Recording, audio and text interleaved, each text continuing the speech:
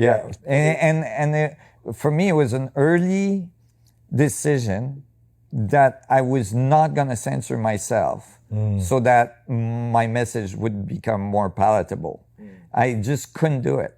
For me, it was going for the truth at all levels, right? And I just wasn't going to censor myself to, to be more acceptable. Yeah.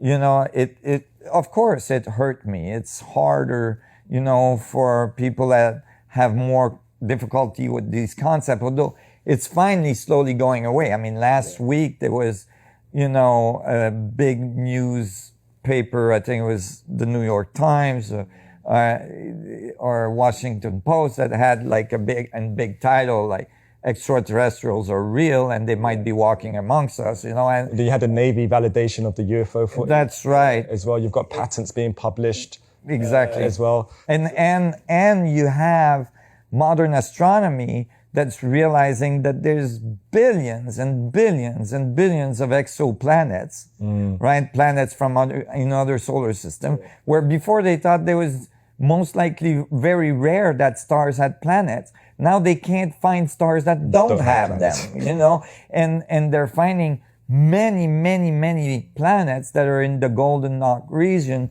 where, it's warm enough and cold enough. Huge component of that is through the rapid advancements of technology.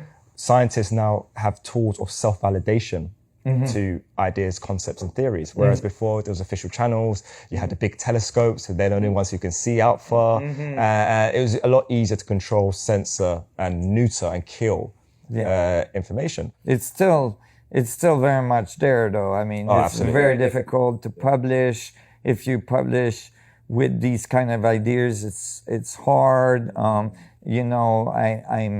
I'm still censored on many sites, governmental sites where I should be able to place my papers. I'm censored there. I'm on blacklist. I'm on blacklist at Wikipedia. Millions of people follow my work. I can't get a Wikipedia page up. And the reasons that are given are not appropriate reasons. It's because you're on the money. We're seeing the exact same thing right now in the Bitcoin and crypto community. Oh, really? It's been around for 11 years. Yeah. But the amount of misinformation, deliberate misinformation, very well orchestrated misinformation, to kill what the real promise of Bitcoin is.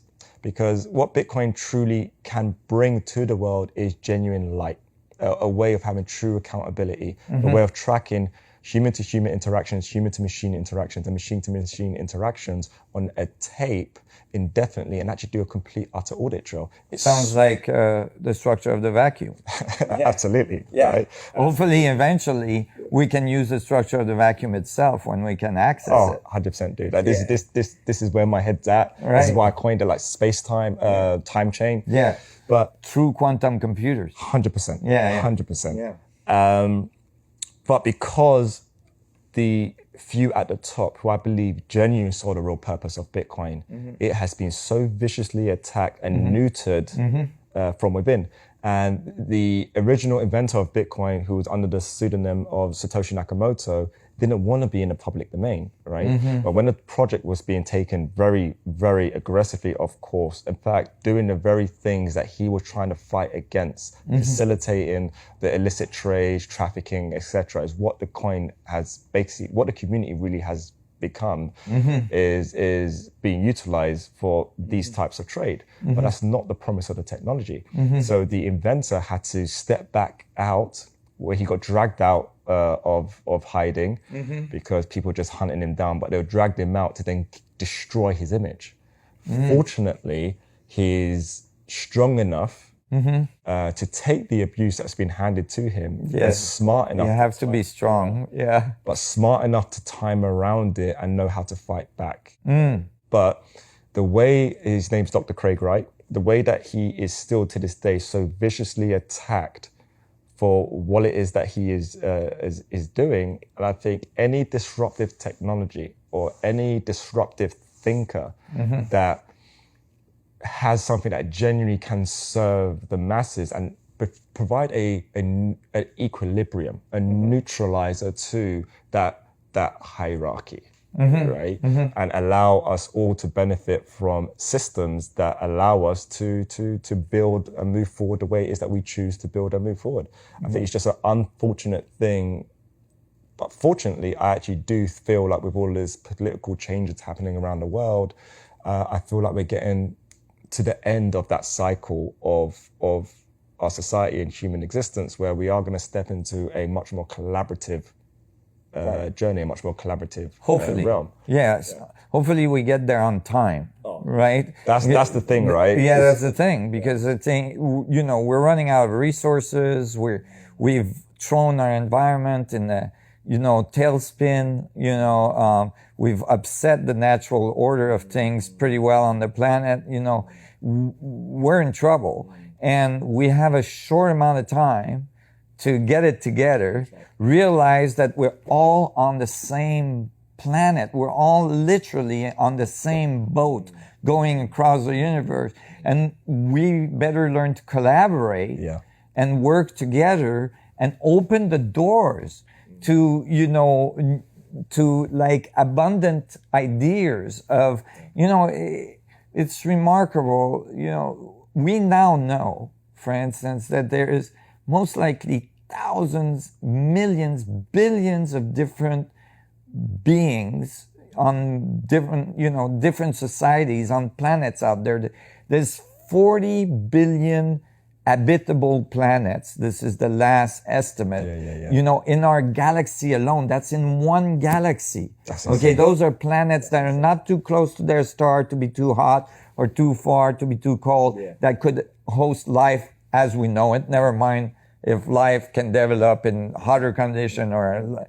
But it's that golden state. Yeah, that Goldenlock region. And it don't, and some of these society might have millions of years, billions of years ahead of us. That in cosmological time, that's nothing.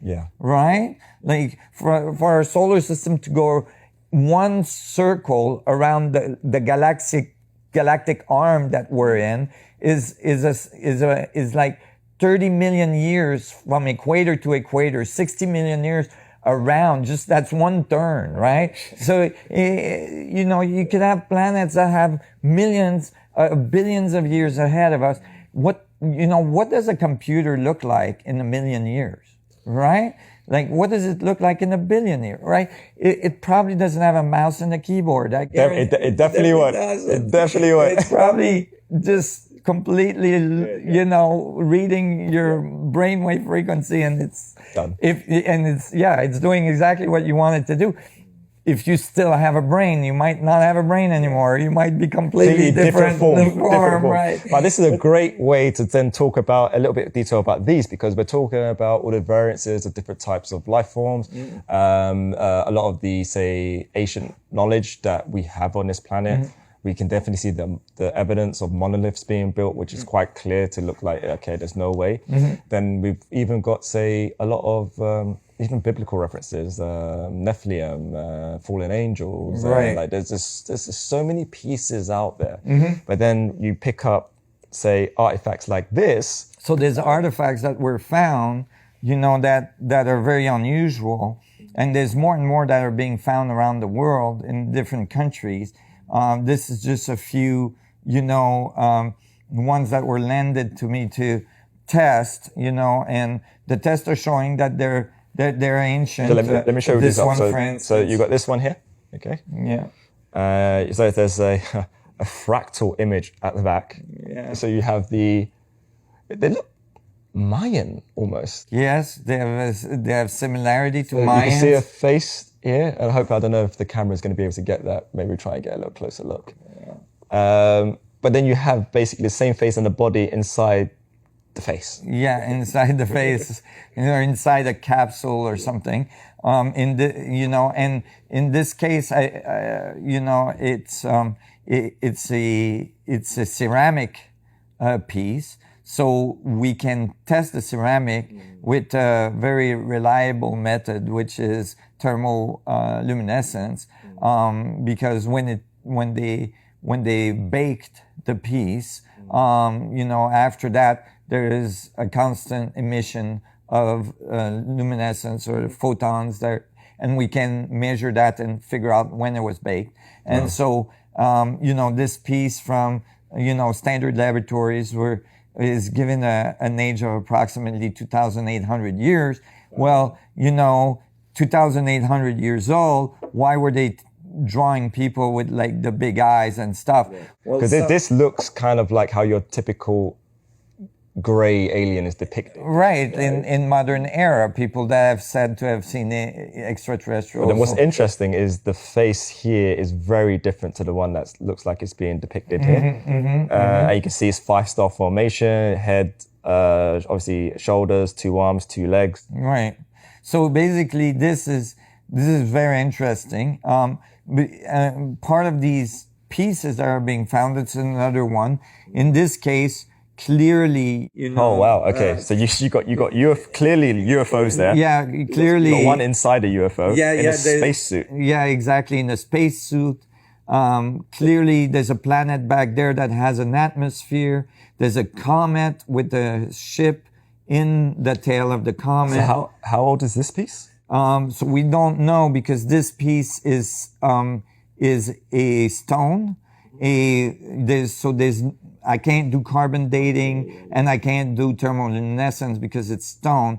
But this piece was found with other pieces that have, this various things. For instance, some of them have inlays, and we can test the glue because the glue has carbon in it, and the glue gives us the age.